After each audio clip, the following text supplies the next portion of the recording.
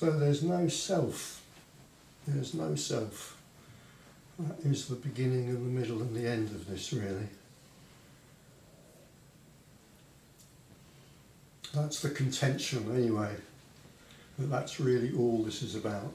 Wherever we go this afternoon, that's the heart of it. Okay, this is called non-duality. The heart of non-duality is that there's no self. But there seems to be a self for many of us, for most of us. And we could say that is what creates the illusion that we live in duality. And what that means, very simply, is duality, two-ness, two elements to existence, if you like. And we could say, very simply, those elements are existence itself, and then myself, which seems to be separate from that. In other words, the common experience is that there seems to be an external world in which I live and through which I move. And perhaps more importantly, and much, much more problematically, with whom I have to negotiate. So we could say, I've said this many times before, that the newborn baby is not born into duality. The newborn baby does not feel separate from everything and everyone. But this separating out, we could say, this illusion of separating out, by calling it an illusion, I don't mean it's an unreality, it's a very real illusion in the sense of something is happening which is different to how it appears to be. That starts happening at quite a young age. We don't really need to bother with exactly what age, but certainly we could say that by the age of maybe 2, 3, 4, certainly by the age of 5, long before that for most of us, the sense has arisen that I am separate from everything and everyone else, and that's what creates duality. There's me, and there's the external world and everybody in it, so that's the two-ness that's referred to in non-duality. And it brings with it that kind of separation of the person, it brings with it a kind of lifetime of adventures, it brings many gifts with it, and it also brings many curses and troubles with it, as I'm sure we all know. But from that time, when this sense of individuality has emerged, this sense of separation has emerged, I'm then off on this great adventure called living my life, and it's very much my life. And I'm moving around, I'm in here and I'm moving around what is out there and I'm negotiating with it. And really all this afternoon is about is the suggestion that that illusion can fall away, as it can be seen through, as it can be, if you like, recognised, the original wholeness of existence, the original non-dual nature of existence, that the self isn't fundamentally real. It's real as an illusion, it's a real illusion, but it isn't fundamentally real. And really all this afternoon is about, wherever we go this afternoon with the discussion, that's the core of it. The suggestion that there's the possibility that this sense that I am separate from everything and everyone can drop away, and it can be recognised, if you like, the original wholeness of everything can be recognised. And after that, whatever happens, I mean, one might be entitled to say, or say or comment at this point in this hopefully brief introduction, well, so what? And in a sense, yeah, so what? What difference does that make? Well, it might make no difference at all. It might make every difference in the world. There's absolutely no rules about this. So there's no assertion from here about any characteristics of that. There may be some comments here about tendencies that may occur and so forth. But basically, this is a game without rules. This is possibly the only game without rules, because usually it's rules that make a game, but this is the game without rules. It's impossible to talk about this, and yet we're here to try to talk about it. It's completely impossible to understand it, and yet some of us may be here to understand it. In a way, we could say that any meeting about non-duality is a great cosmic joke in itself. That here we are, some of us become addicted to this without having any possibility of understanding why that addiction arises.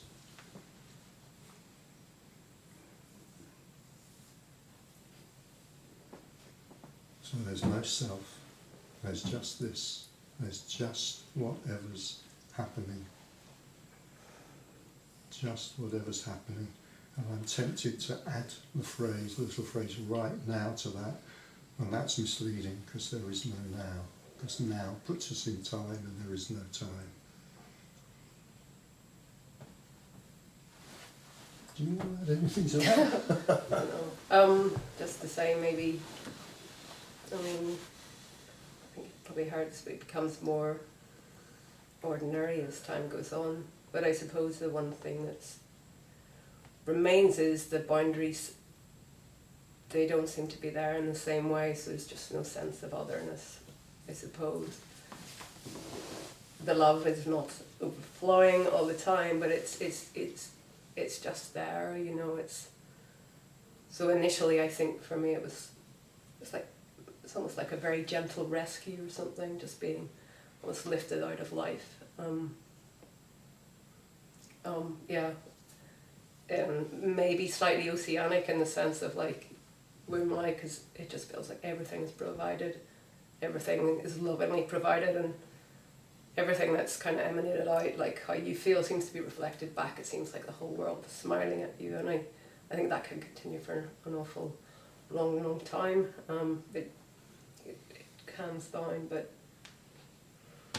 I suppose, that's the love bit is, that's a cessation of seeking as well. And of course seeking can go on in the sense of like if you want meaning, find meaning, nothing needs to be added to this, but obviously on a personal level you may wish to pursue something that's more in line with who you are, or the changes, because it's transformational, and the character remains the same, but psychologically it's massively transformational. Nothing can quite turn you around so fast, I think. Maybe you feel like a spectator a lot, because you're kind of taken out of the drama as well. It can go on around you, but it feels like somehow you're always this kind of slightly outside of that somehow, maybe untouched in the same way, maybe, and yet in some ways maybe more touched, because emotions can flow more freely too. So when this feeling comes, oneness feeling, so what would be application in our lives when we realize this, there is no self?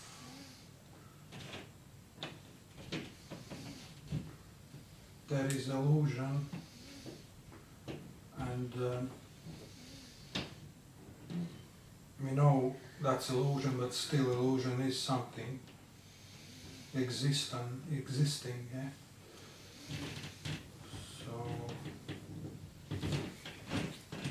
So what would be application of this? No application, because there's no one to apply it. What do you What mean about consciousness? Consciousness? What about consciousness? Awareness? Well, there is just what is. We aware? Who aware? It depends what phrases attract you. There is just what is. There's this, there's experience. I mean, if somebody wants to add to that, well, I am aware of experience. It's a sort of dualistic thing to say. There is just whatever's happening, whatever's arising, for no one. We can call it experience, it makes no difference. We can say it arises in something called consciousness or whatever, it makes no difference. There is just this. And this, I think I've already used the word this afternoon, is incontrovertible. So we could have a discussion about awareness, consciousness, blah, blah, blah, but this is incontrovertible.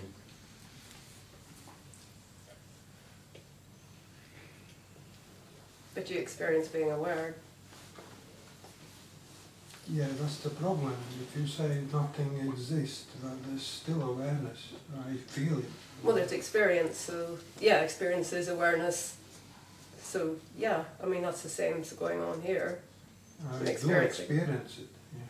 This isn't saying that nothing exists. Well, it is in a way, but not in that way. You know, we could say, yes, nothing exists. This is nothing and everything. So nothing exists and everything exists. But in the conventional sense, it's not being said that nothing exists. I mean, you can just describe it at different levels. I mean, I could describe you as atoms. I could describe you as a person, or I could describe you as nothing happening. Or, I mean, there are ways of looking at it. You don't have to. I think that's where people get stuck, because I think there's not an ordinary life, because it's a pretty ordinary life, isn't there? Yeah, yeah. Pretty, This is seen and probably an ordinary life is lived. Yeah, well, absolutely.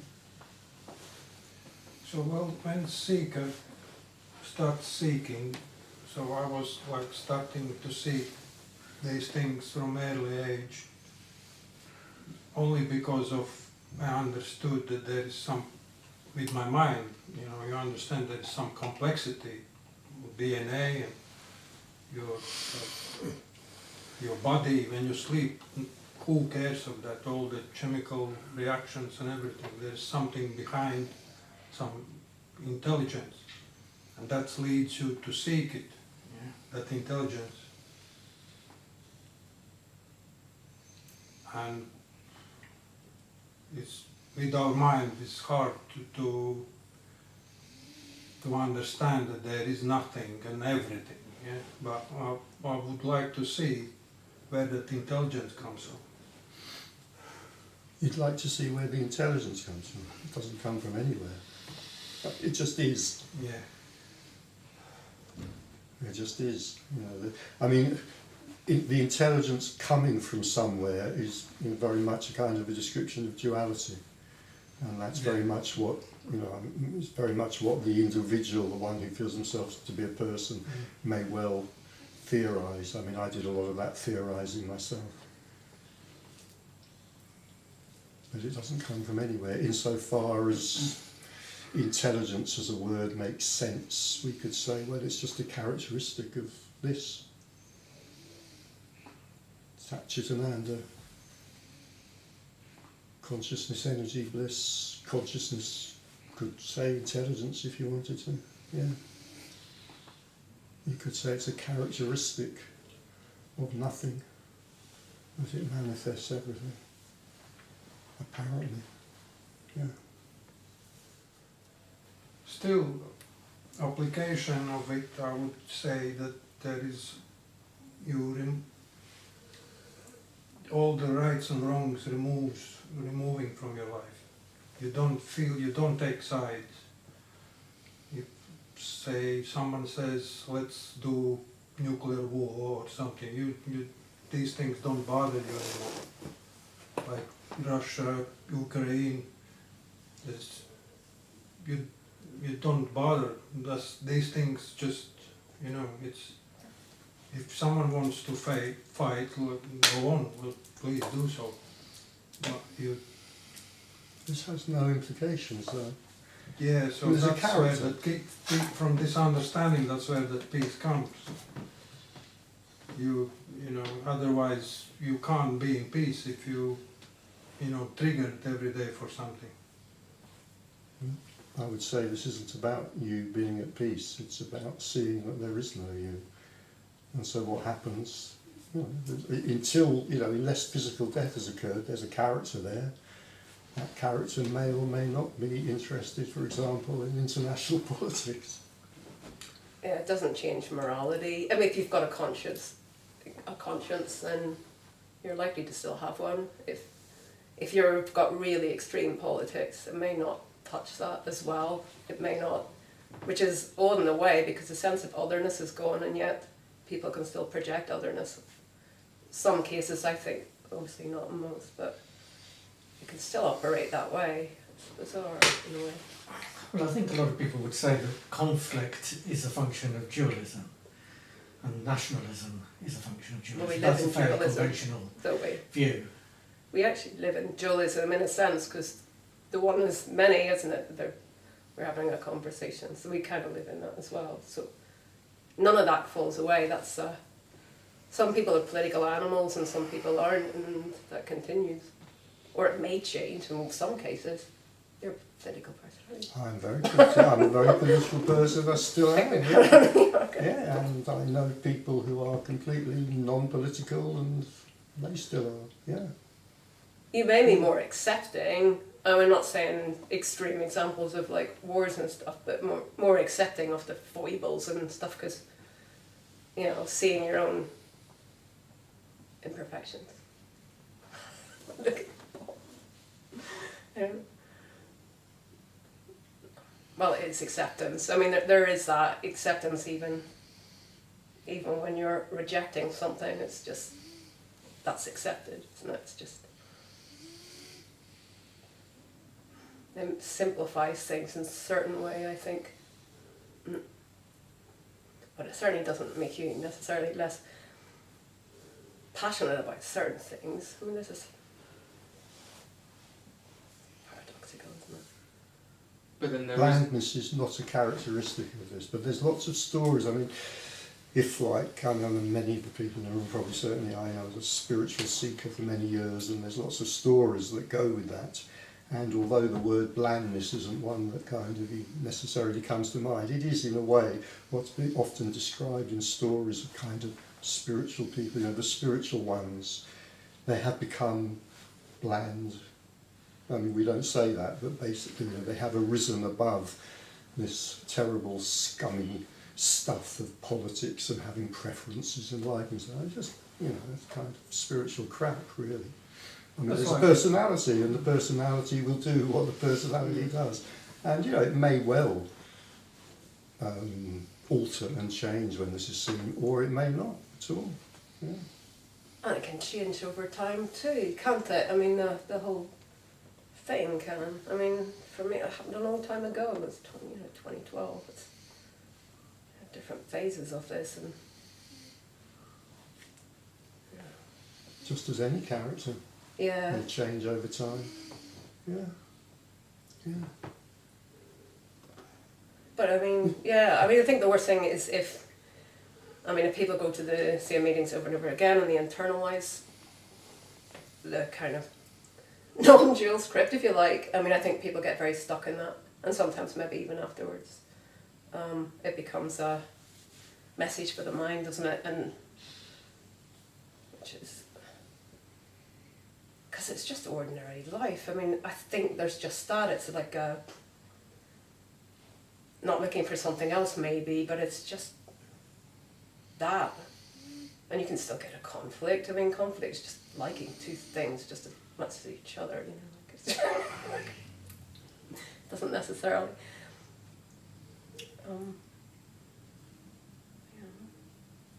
But even going to the non-duality meetings wouldn't matter anyway because no one's going to it anyway. So like conflict or Nothing matters. Yeah, it You does. say political, but you say nothing matters. But yeah. But it may matter to the character. Yeah, My- yeah, yeah.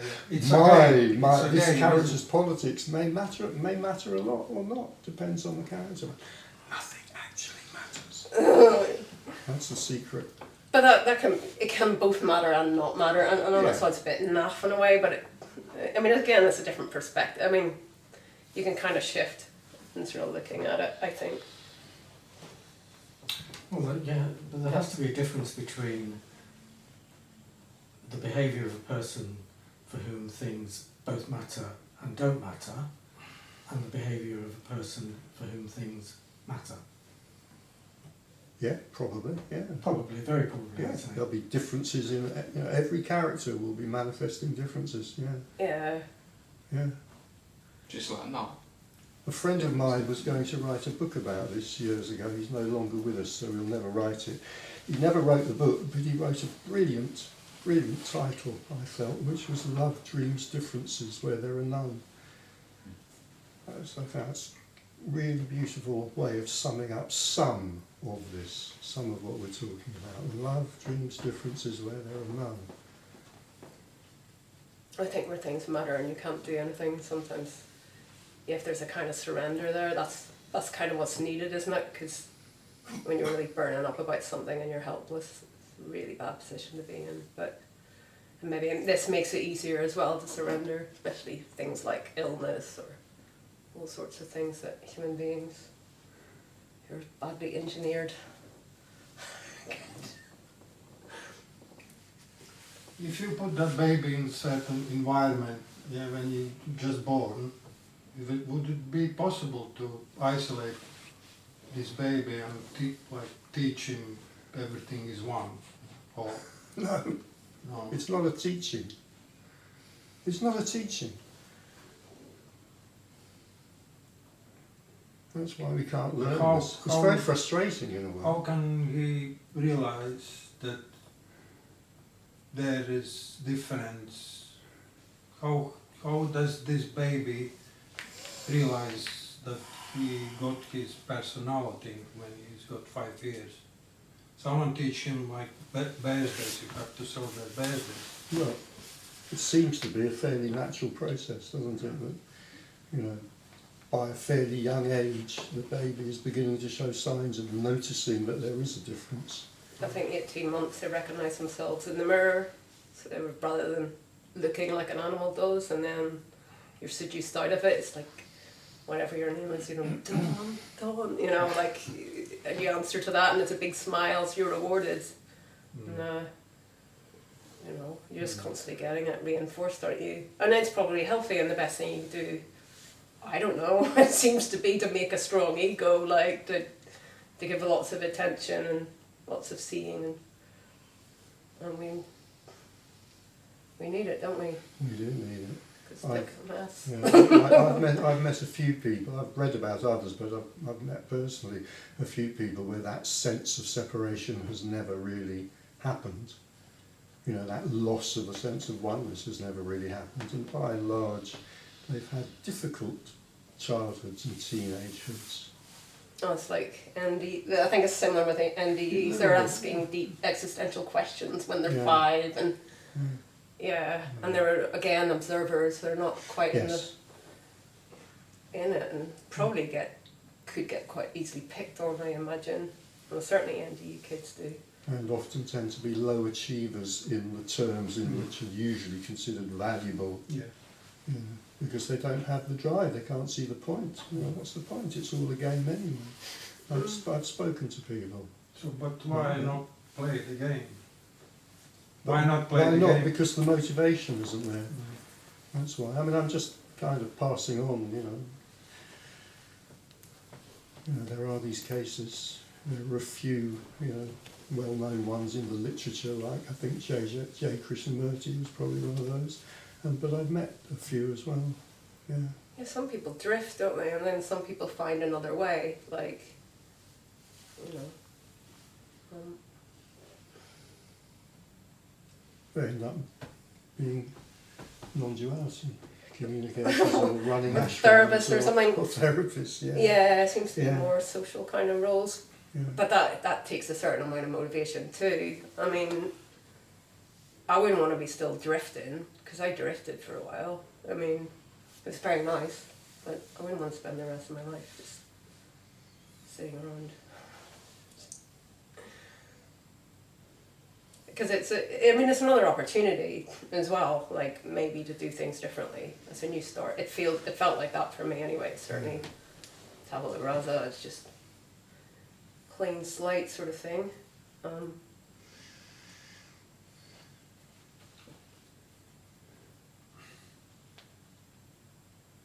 Yeah, this can make a huge difference to the character for whom it's apparently happened, or no difference at all, Well, or maybe, anything in between. I think if you don't know who you are as a person and it happens, maybe you're more inclined to drift because, you know, there's no real formed personality there. Or if you're very codependent, maybe you just live through other people and, you know, there's no motivation to even find yourself in a sense. So just as an individual, just in that normal sense of knowing what you're about, what you like, likes and dislikes. If you want life to continue as it is, however that is, then run away from this as fast as you can. Because the danger is it might not. It might, but there's quite a danger it might not.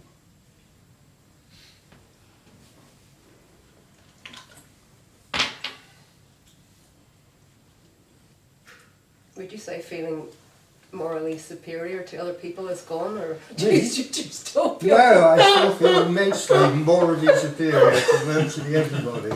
Yeah.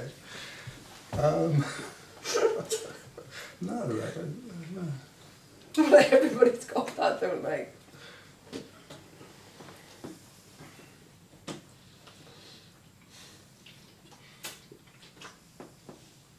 Well, in the sense, yeah, you know, beliefs, attitudes, etc., these aspects of the personality are quite likely to continue, or they may not. Or they may change slightly, or radically. Yeah. No rules.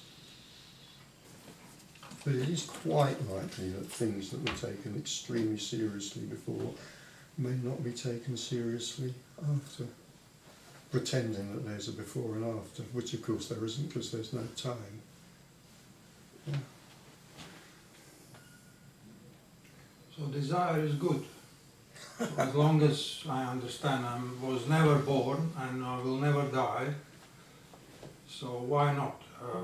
I know this will not make me happy, my goals and the Rolls Royces, but desire as it is, I reach one desire, then next desire comes, so never-ending cycle. So that keeps you getting up in the morning, isn't it? Well, desire is desire. It's neither. It's not good. It's not bad. It's desire. Well, for It apparently this experience, isn't it? What I would say is that to whatever extent that desire is fueled by neurosis, then it's quite likely that it may change and lessen and perhaps even die away, those particular kinds of desire, maybe, when this is sin. Desire can disappear. I mean, I think it comes back. I mean, not for everyone maybe, but I mean, I do experience desire. I don't think I did initially. I mean, that's about as free as you can get from it. Because it's kind of nonsense, isn't it? Desire doesn't really seek fulfillment in a way, it's just an energy and it's in time, isn't it? It's a thought, it's a narrative kind of emotion, not even emotion, but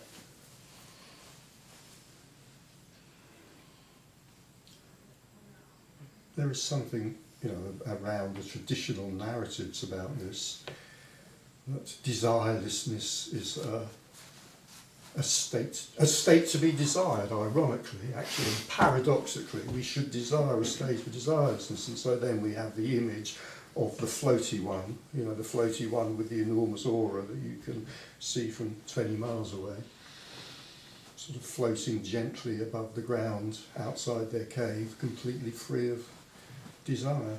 Well, you know, it's a nice story.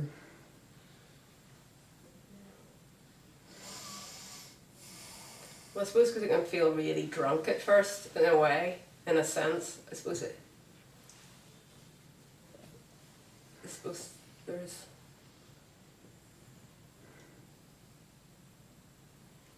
it's almost like an activity sitting it's very entertaining. It's just entertaining.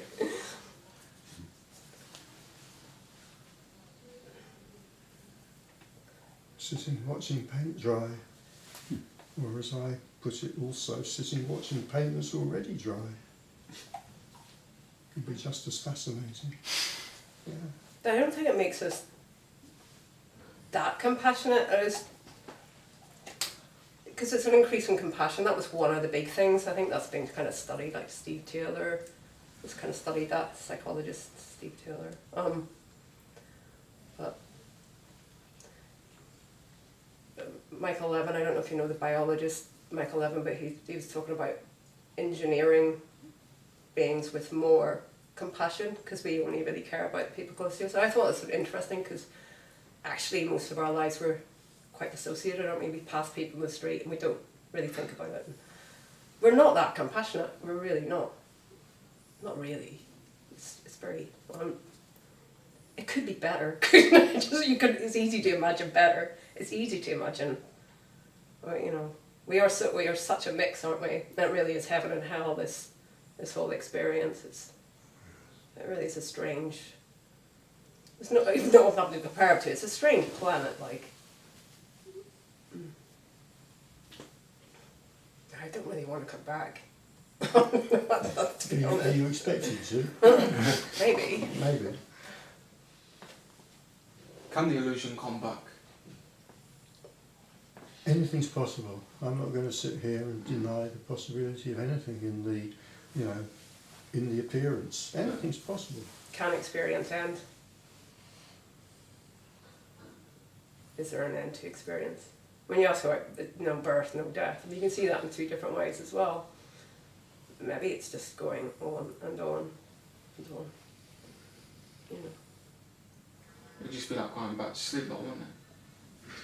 It'd just be going to sleep. Hi. Sleep, there's nothing there. Yeah. But I'm saying that's what I would say at end of the experiences. Well, there's a minimal sensation of sleep. Sleep's not totally empty, is it? And then obviously you've got dreams and. Yeah, that's the only thing. But I suppose, yeah, experience. I suppose it does end. Yeah, deep sleep, I suppose. Yeah. So, Going back to what you just said, did you say illusion? No. Oh, yeah, me, yeah. Yeah. Did you say illusion? Yeah, it's like the sense of self. Could it come which- back? Yeah, Did you so say? when And I it's said anything's possible. Yeah. I feel like adding, yeah, anything is possible. Yeah. I haven't actually come across a case where anyone Well. reported that happening. However, so. But in theory, yeah. But in practice, it doesn't seem to. It's like it's so interesting of like no self and self. That's the only thing that's interesting in a way. is it? Yeah. Nothing else is interesting like compassion. Respectfully, I don't give a shit about compassion or love, or just no self or self. You just want out of it though. Then, No. don't you? I mean, you No. just want it to end then. No, not even end. I don't mind. Alright. I just that not idea, but just thinking self and no self. It's just interesting. It's interesting to you because it seems like a real tangible difference then. Yeah. Like, okay. Yeah. I suppose Where there afterwards probably isn't a difference. Everyone says it's just normal. It's just the same. it's different. But, you know, it's an experience about your experience, but it's like subtle differences, like the boundaries and stuff. Maybe. I mean, I don't know what your experience is. Or, But like on the other side of it, I don't give a fuck about self and no self. I give a fuck about compassion and stuff like right, that. okay, right. Do you know, like, I mean, Yeah. it just seems so uninteresting. Yeah. But But I think I've already said sort of again that, you know, well-known phrase of saying, oh, nothing is changed, yet everything is transformed. And I think, you know, there's something in us that recognises at some point, Yeah. you know, the importance of that. So in a sense, it is the only thing that matters, and in another sense it ain't.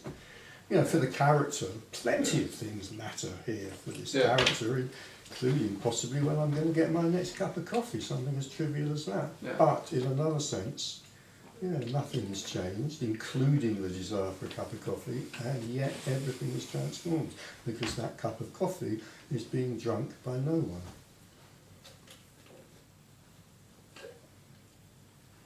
See, that's what's interesting. I'd love to just see.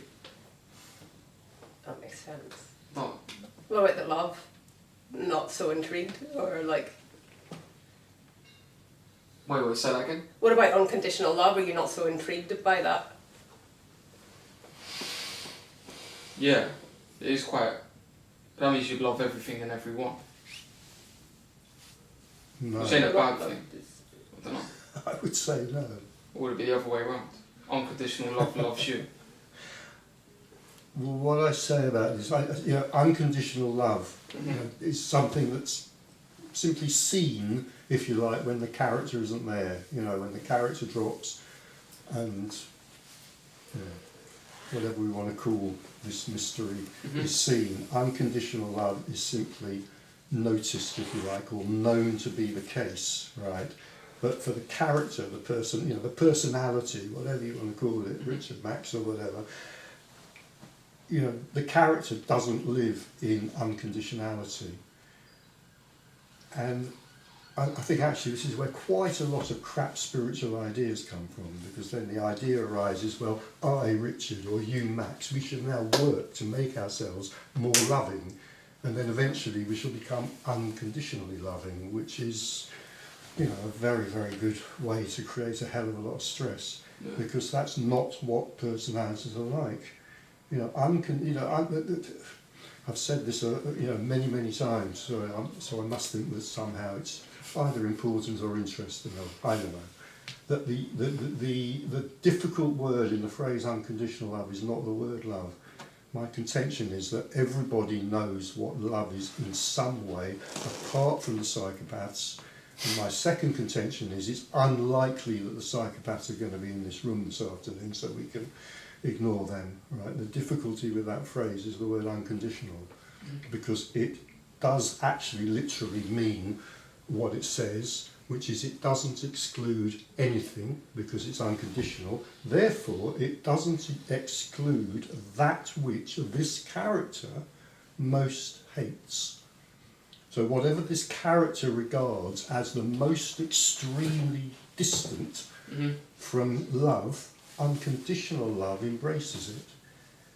So this character can't see, understand, feel unconditional love. But when this character drops, then to the astonishment of who? Nobody, because the character isn't there.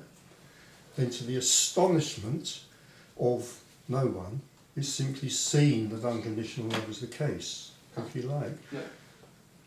But there is an unloveness. I mean, there is an intimacy with everyone, everything. It's still there, like. Yeah. So, and it is nice. I mean, I can't remember what it was like without it, to be honest. No. But I know there was a real sense of looking out into a world, and it was kind of like people, they seemed so private and so I don't know, I was very threatened by other people, strangers, like it was just, and I felt so small in comparison to them, I was just always measuring myself against everybody else and falling very short. Whereas now this is just how I am. I don't. What is? Just the way I am is the way I am. It's all flawed, and it is how it is, and it's not. And I don't judge it really so harshly. I mean, not to say that I can't, but as a default, I don't really. I mean, it's just. It's like fuck.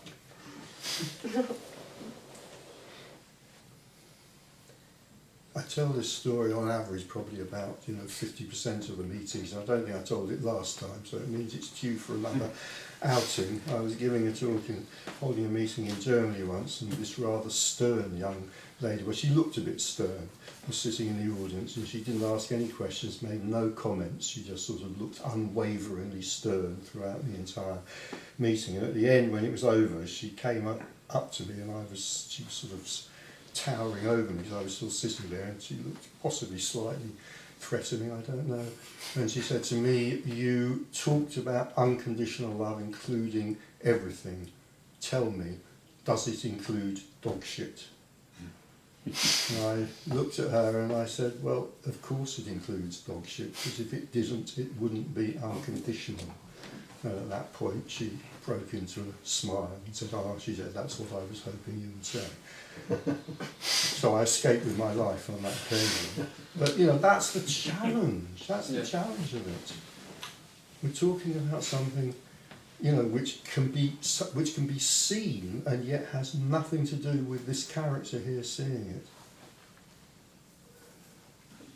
But even when you speak of unconditional love, I can't see it. No, So- I can't see it either. Yeah, so You will never see it. I will never so see it. it's not an Yes. interest to the character or anything like that, because it will never be seen. Well, it Right. may be seen. That's the difference. You see, you will never see it. I will never see Yeah, it, maybe, but yeah. it may be seen Yeah. when the character isn't there. When the person, rather, not when the character, when the person isn't there. When that So- collapses, it's just there. So is unconditional love the same as no self? Just different It's not the words? same as no self. I would say it's the nature of reality which is seen Yeah. when the self drops. Do you There's agree with energy, that, such as an anger, there's energy, there's consciousness, there's love or bliss, whatever word you want to use. So I was just wondering if you agree with that, Dawn, because you haven't, I don't think you've used that expression unconditional love. You were talking about compassion and that being very important earlier, but you haven't quite formulated it in quite the same way as Richard. Oh, I was talking about a different thing. Well, You're compassion's talking different. about, okay. Yeah, no, it's just I'm talking just generally, everybody's got compassion. Not unconditional love. It's obviously it's different. It's the non-dual, isn't it? It's only seen when the self is not there. But compassion we all have access to. But it did strike me as surprising when I sort of think, well, how limited is that? It's supposed to be greater after awakening, and maybe it is in some cases. You know, I think there is more compassion, but it's still, I just don't think we're that compassionate as a species. But that's all right. Michael Levin's going to re-engineer us, so we're all going to more compassionate, and we're not going to age anymore. And It makes sense that there may be more compassion generally when this is seen, because some of the stuff that gets in the way of compassion is likely to drop away again. You know, neurosis. I mean, neurosis is really good at killing off compassion. And again, so if the neurosis reduces, compassion may increase naturally. Yeah. not self-obsession. You thinking self-obsession when you say neurosis, or Yeah, That's that's likely to hopefully reduce, yeah.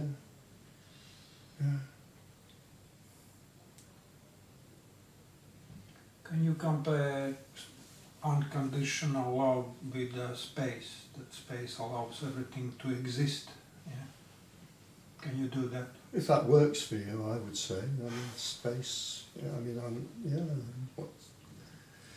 this is timeless and spaceless. So it may be the opposite, there may be the recognition that there's neither time nor space.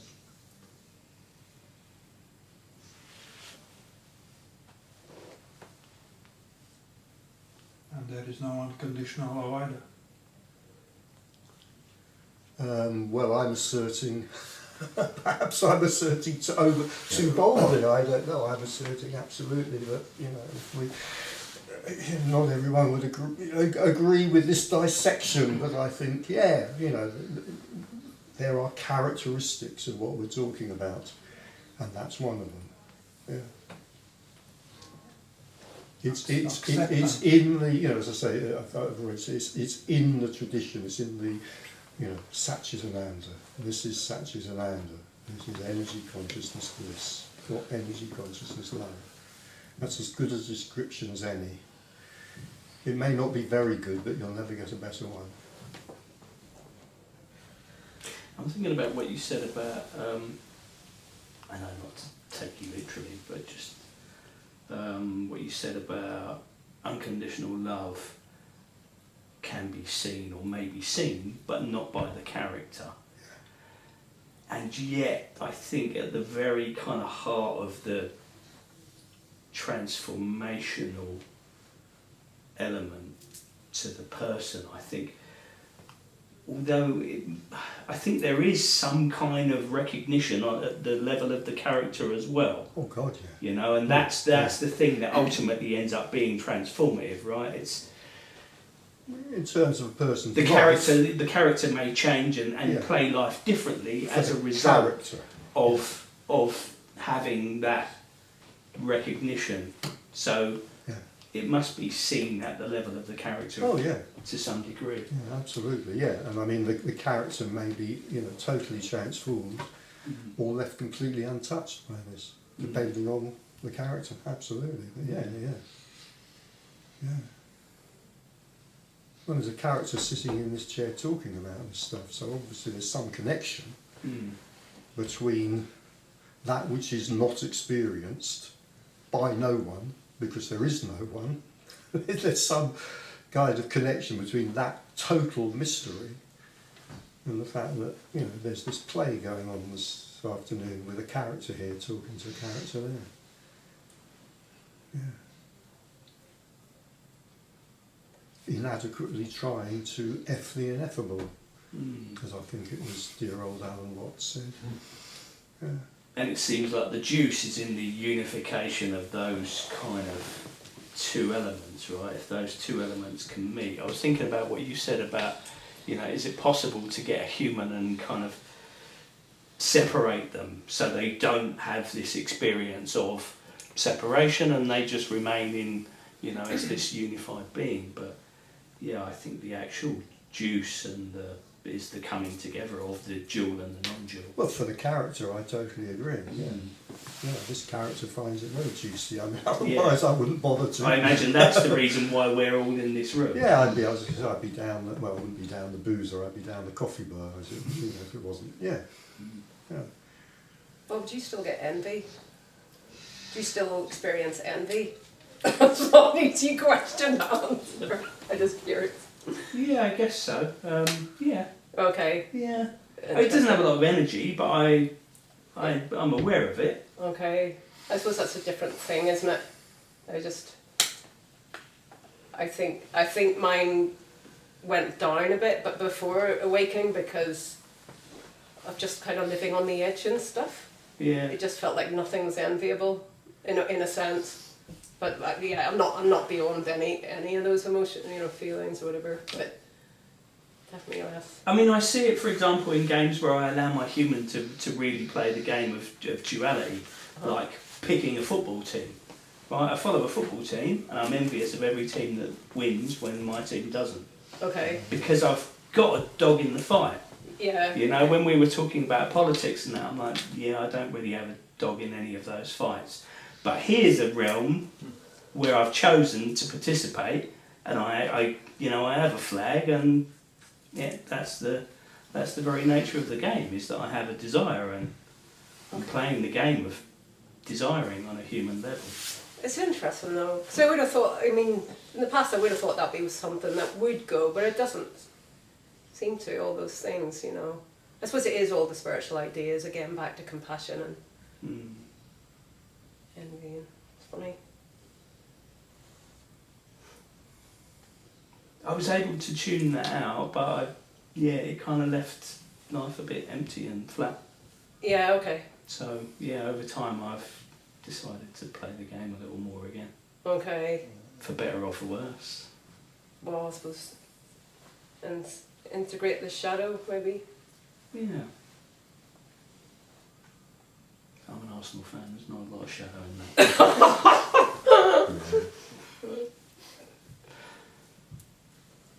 Didn't ask you, Richard. Experience envy. I thought you were going to ask me about football. I know you don't give a toss about that.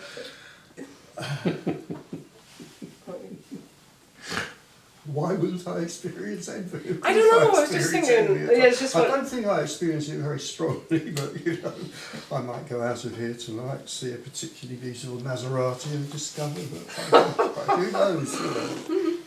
Yeah, that's the thing. I don't experience it strongly. It's easy to dismiss it, but it arises. Yeah. Okay. I drive up the Bishop's Avenue, come in here, and every one of those houses, I'm like, oh, I don't live in that. I'd like to, Oh, it's just one of my favourite writers, René Girard. He writes about the transformation, and writers like Dostoevsky, Proust, Flaubert, and all that. But there's big transformation in the end where they become one with their fellow man again, and some kind of transformation as well, as Dostoevsky obviously experienced at a glimpse or whatever. But envy was one of the things to go in his mind. These characters become reconciled to their lives and stuff. Through the novel, the hero becomes one with the protagonist, or the writer, I mean. So I was just curious about that. But but maybe he was fooling himself, because we all have an ideal, don't we? I mean, it's really hard to trash every single ideal. You sort of think, well, maybe. And if people are disillusioned by non-duality speakers, there's always Ramana Maharshi. Last gasp, maybe he was like really in it, like really in the samadhi state, like really blissed out forever. Yeah, the extreme. He didn't care that the rat was eating his body.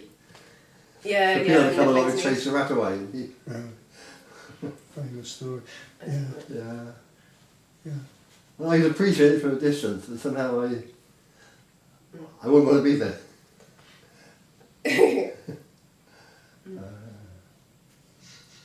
No, I keep on building up ideas of what it would be to enlighten, and I look at it and I realise, no, they're telling me that's not it either. That's not. Yeah. I just wanted to sort of go back to this thing that unless physical death has occurred, unless the seeing of this is coincident with with physical death, there is a character who remains, and that character will simply go on manifesting whatever characteristics it does. And it's sort of part in a way of the the mythology of spiritual seeking and spiritual finding and all the enlightenment stories and so forth, that we will end up with a character who is beautifully, beautifully transformed. Well, maybe, but probably not. Probably not. If physical death, if physical death occurs at the same time as the seeing of this, then that's the end of envy. Maybe permanently, maybe not. I'm not going to go down that path unless I'm invited. Unless I'm invited there. But as long as the character is still alive, anything's possible. It's like the hungry ghosts, and they envy the Oh living. yeah, the hungry ghost. Yeah, yes, the hungry ghost, which has a belly the size of a mountain and the mouth the size of the eye of a needle. That's in a very, very famous Buddhist sutra, which is sitting on my bookshelf right now, pretending there are other places than this. The jewel ornament of liberation. Yeah. Hungry ghosts with bellies the size of mountains, and mouths the size of the eye of a needle.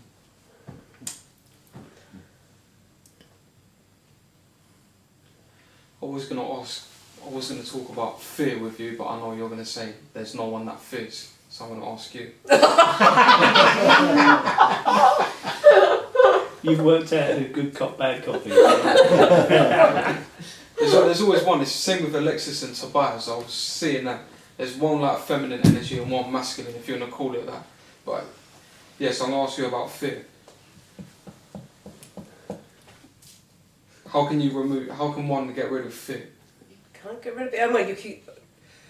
If I go into battle, get traumatized to fuck, you might be dissociated for the rest of your life and you'll not feel anything. Like, there's no. I don't. Okay, anxiety will decrease after this. So anxiety doesn't have an object. You don't know if you know what it is. If it's a definite. I fear. You're going to a job interview or whatever the fuck. There's something real that. I mean, it may decrease, it may not, maybe you'll feel it more intensely. I don't think there are any rules with after this. Some speakers say that fear goes. I think Jiddu Krishnamurti said that. I don't know who else, but I mean, I don't think it does. I mean, maybe it does for some, but is that desirable? Well, it'd be nice. It would be nice, I mean. Like the fear of death, for example. Oh, the fear of death. Well, that's a pretty universal one. I mean, it certainly really diminishes, if not completely goes, in after awakening, and also for ND years as well, unless they've had a health experience or something, but it's just totally gone. So yeah, and I suppose that's seen as a big one that permeates every other fear, isn't it? Yeah, that's why every other fear is pointless, saying, oh, I'm scared about the job, whatever. The end one, that's the big one. That's the fear. Yeah. For everyone. And yeah, because it's, I mean, we don't deal with normal uncertainty very well anyway, never mind that one. Yeah, no. So would the fear of death go or not? Yeah, it does. I'm sure it could have some holes, but like, I'm not dying that I know of, no more than you are. If I was, maybe I would be. Yeah. But I don't know if that process was, because, I mean, if you think, you get a diagnosis and so like, or whatever, I mean, it's really scary, isn't it? I mean, you just think, and if there's something wrong, we always go to the worst, don't we? And Yeah. I don't know if that goes, it's just, that's a, pain, the thought of living with pain. Nobody, really wants that, do they? Or like your parents, like the fear of your mum dying, or like your girlfriend dying, your brother dying, things like that as well. Do they disappear? I don't have that. Yeah, funny, I used to have that when I remember the thought of my father dying just absolutely petrified me. Mm-hmm. And he's still alive, but I don't fear it. No, I think it's okay. Like it's alright, it's safe, it's kind of okay, it's good.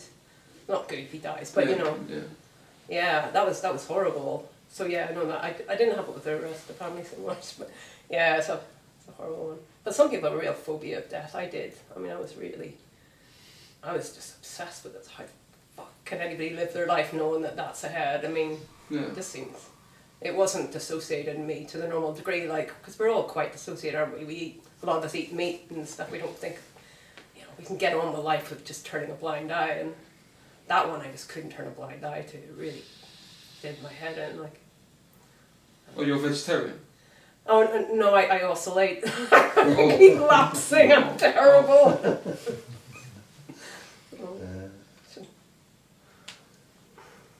Yeah, I'm not going to ask you, Richard.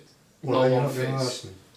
No one fears, or no death, or things like that, so I better not. No, I do want to say something about that. Again, I've said it many times before. From the point of view of the personality, which is still going to be there unless physical death has taken place, there is, I would say there is a kind of common thing that can happen, and it doesn't have to happen, but it's pretty damn common, which is that what I would call neurotic feelings tend to reduce and natural feelings tend to increase.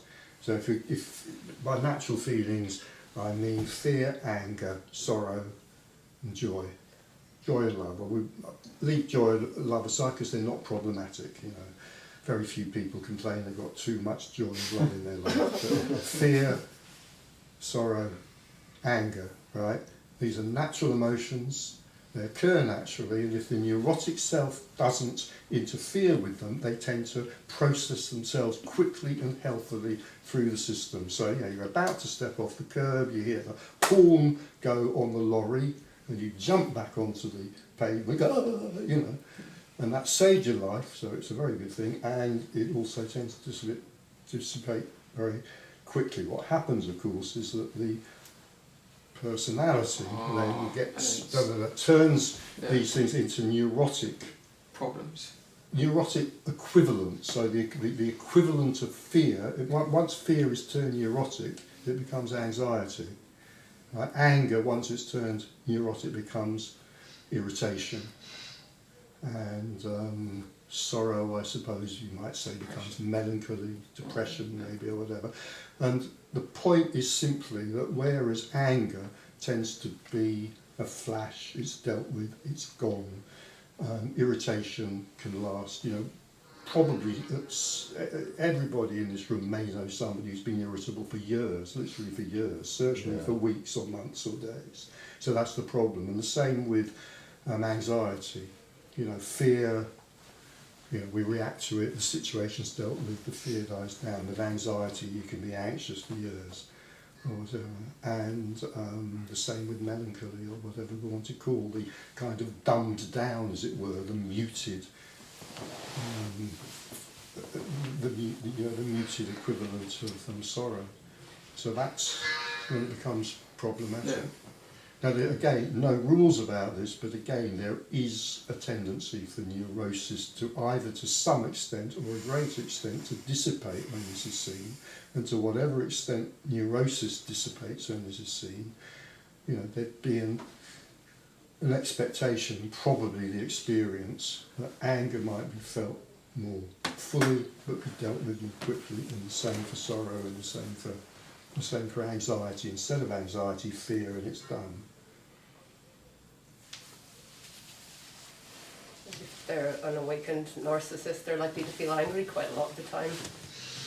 So, but it's not, maybe it's not neurotic in that case, because it's probably felt as... Psychopathic, rather. Well, no. It's probably felt justified, it's probably felt entitled. I don't know, maybe it's not neurotic, maybe it's just to them, I don't know. I want to share something that's happened this week. It's quite clear to me, having had glimpses, a number of glimpses, that it's unconditional love. It's just bloody apparent. There's no issue. And somebody who I've seen at meetings for a number of years spoke to me this week, and she shared with me what I could only use. I'm only talking in the intimacy of this room, really. That she didn't use this phrase at all, because she didn't say she dropped away, but it was absolutely abundantly clear from what she was saying that she's gone, to use that term. She's not there. But she didn't say, I've gone. It was almost like, it was beautiful actually to listen to. So I'm then what I'm interested in actually, I'm just sharing this actually, is that you and you and you and you and me were at a meeting last week that something happened. And I took the liberty of sharing it on a Zoom meeting this week with a speaker. And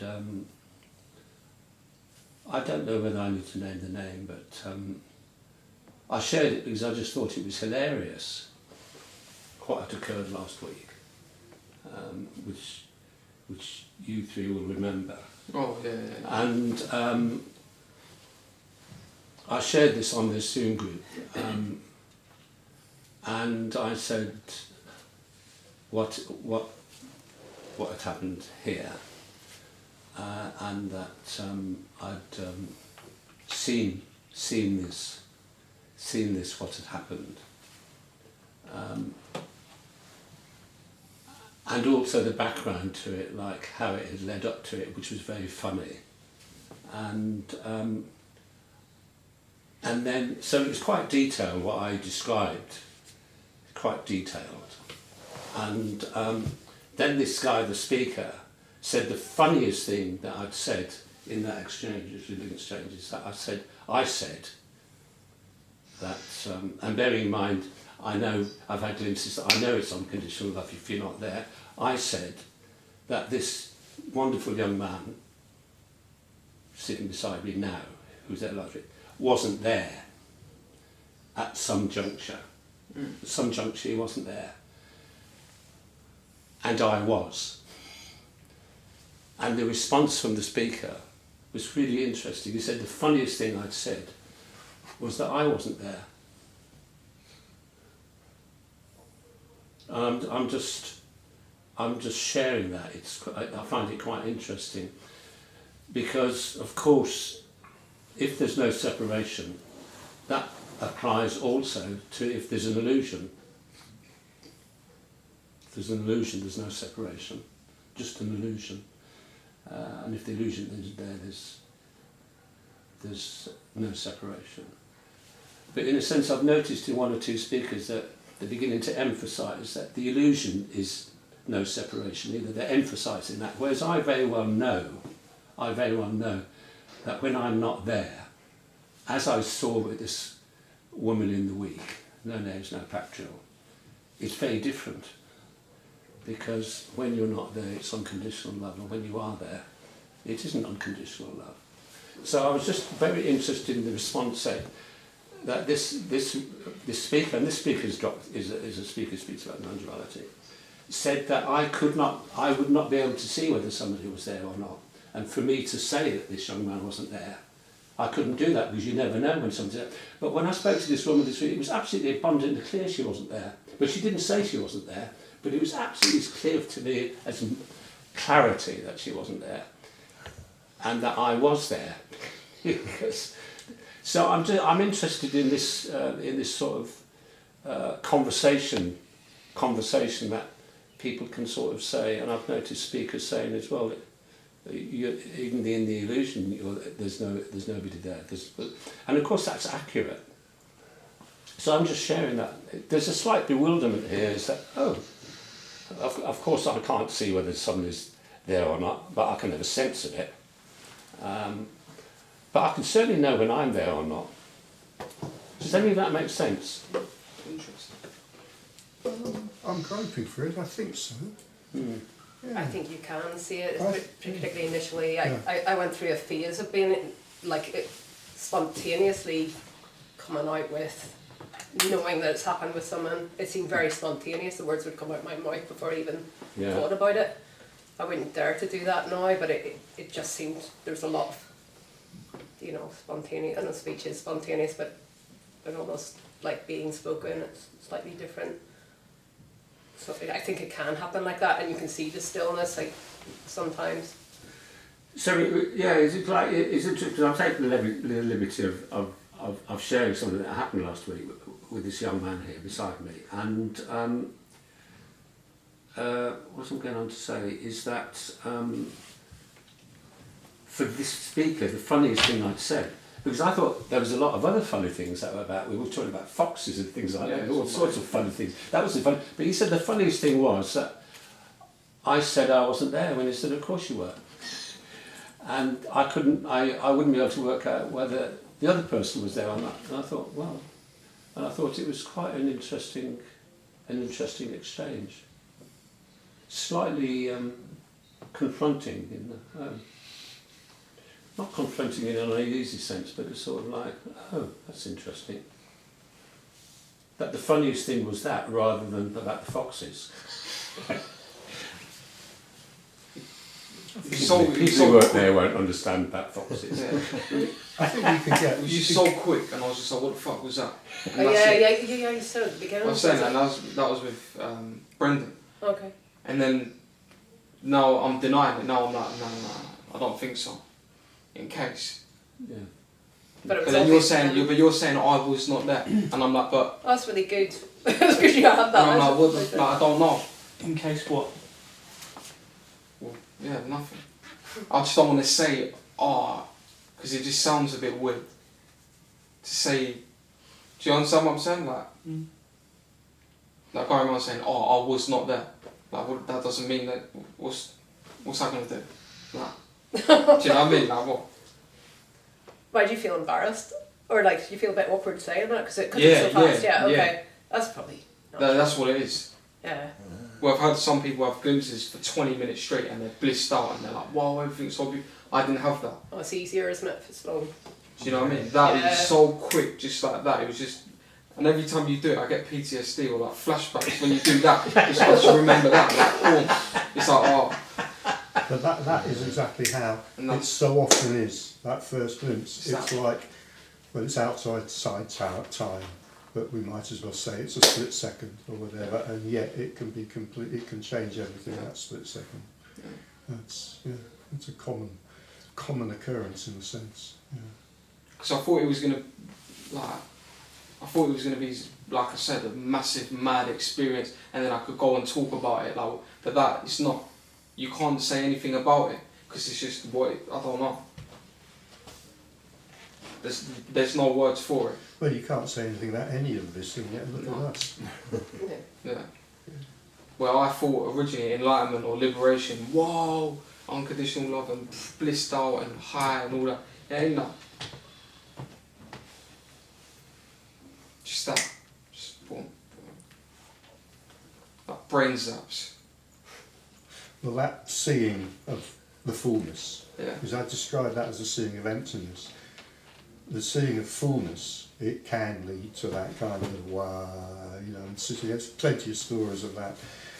You know, it can lead to sitting around for a year or two while integration takes place. Yeah. Or not necessarily. For another person, they get up and go to work the next day as normal. And you feel like, I don't know, No a rules. sense of like, do I really want this or do I not? It's just like, I don't know who was And talking again, about it's it. kind of natural for the character to do that. Do I want this? Do I don't? Blah, blah, blah, blah. And you know, it's beautifully irrelevant because the character can't have any idea of what it Yeah. is that they think they're either wanting or rejecting. Yeah, It's just impossible. yeah. It's just, you know, some idea, some story. When I'm here, or like when I'm talking to like teachers or people that talk about this, I want it then. But when I'm away from it, like when I'm in the real world, if you want to call it that, working, whatever, then I don't give a shit, I don't think about it. Excuse my French. How bizarre. Really? So you're a part-time seeker? Yeah. That's weird. So where do you get the momentum from? You just look and a meeting comes up and go and... Well, I don't really know, I just go. Right, okay. Yeah, Did you speak to anyone else in your workmates or anything? no, You haven't mentioned it to I haven't spoken to anyone anyone at all about it, no. outside this? no. Mm. Because Tony Parsons, when I told him what happened, he told me not to tell anyone. I told I told all my family, whatever, but I shouldn't have. I told you, like I told people, but What did they say? nothing. Just Is that disappointing? no. Okay. It was just like I know you're not gonna believe me. I know, like I just know. Just that's It's not really. Yeah, it won't. I wish it was more. Wow. And it's cool. And I suppose why I'm sharing this is a slight bewilderment in the sense is that in that split second, I don't know, it was clear to me that you weren't there. It was something the way you reacted, it was like, fucking hell, the way. Nothing I did, it was the way you reacted. And it was like when this young woman spoke to me this week who's dropped away, you can't describe it. She couldn't describe it to me. But I knew that she wasn't there from not describing it. Like I knew you weren't there from not describing it. But the response from the speaker was, well, you wouldn't be able to know. And the funniest thing is that you thought you weren't there, whereas you were there. Sorry, the other way around, you thought you were there when you weren't there. You thought that you were there in sort of witnessing this when you weren't, well, you can't be there. And that is things. I think that's what that's saying really is, in the illusion you're not there either. I thought he was saying then, it's not he was saying that you yourself had gone when you saw the... No. Because that would make sense to me. Yeah. Or else, so whoever the speaker is has never been able to see that. I'm not saying that anybody can, but like, I have experienced it, so maybe it's just... I think it's quite visual as well. It's not quite... There's a visual aspect to that. There is, I think. I don't know if that's entirely true, but there... Well, that's what I saw, and I just want to be absolutely clear what I'm saying. He was saying, this speaker, the funniest thing about the exchange was that I thought I was there. Yeah. But actually, he said you weren't there. That makes a lot more sense. When you said it the first time, it was the other way around. Yeah. I couldn't quite get it. Yeah. Now okay. So Did I was this lady- thinking, I'm slightly bewildered. I'm thinking, oh, I'm not there, but I know. I must get the right around. I'm thinking in this exchange is what he's saying is a very sort of refined way of describing non-duality, isn't it? Is that we're all not there, but we don't know it because we have an illusion that we are. So it's quite sophisticated what he was saying in one way. And also accurate. Yeah. Say more? Well, just that. There are no people. There seem to be people, Yeah. but there are no people. Yeah. So that's why he thought it was funny that I was saying, well, I was there. And he wasn't. He said, well, that was the funniest thing that you said, Brendan. But in fact, I know I suppose I know theoretically I'm not there, but in terms of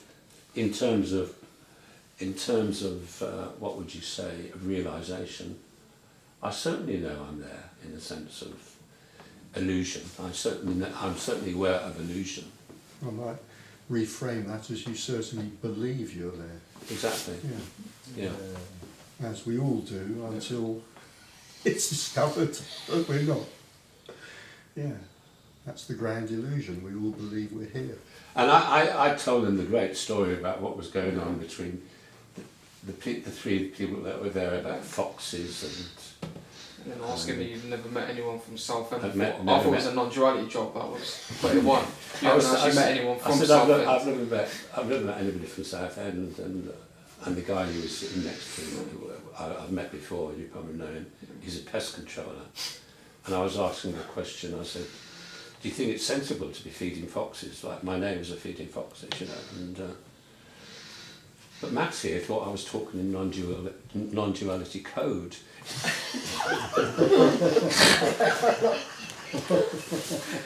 He thought I thought that was hilarious, wasn't it? So I told this story the other night, and I thought that was funny, but he thought the funniest thing was what I'd said. It's all code. When this thing happened with this lady, could you see? I mean, obviously with Max, it was like, what is happening? It was, Yeah. you know, it was obvious that Because something. you were there, weren't you? Yeah. I was next to Max. Yeah. And You were saw just it, the didn't other- you? Yeah. Yeah. So it was obvious. Yeah. But with this lady, was there some kind of visual thing that gave you the clue that?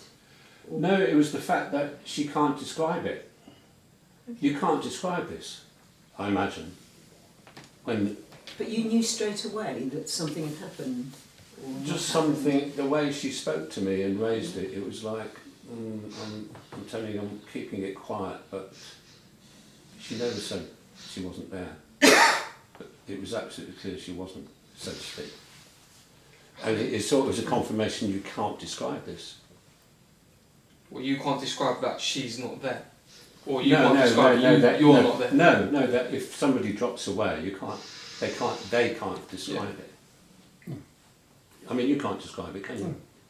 It's the first time I met someone who's claimed to be enlightened.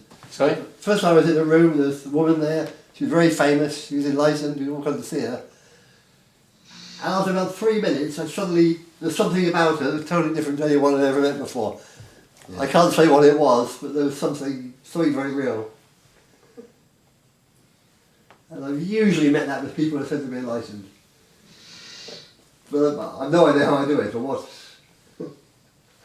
Yeah. One person I thought, no, she isn't enlightened, she's a good person. But I don't really know, I mean, Was it a feeling or I can't tell. you can't tell? Alright, it's just a. I try and define it, I've got no idea. Okay. Oh, it's I'm not certain how accurate it is even, but it's, yeah. intuition. Yeah. It just reminded me I used to be in a guru organisation in which there were 3 women, each of whom had been told by the guru that they were Mary Magdalene. On that note, I feel like we're encroaching on the tea break. It's past 3:30. Oh, So, yeah, tea break. Or break anyway. break. Right. Yeah, get back together at 4.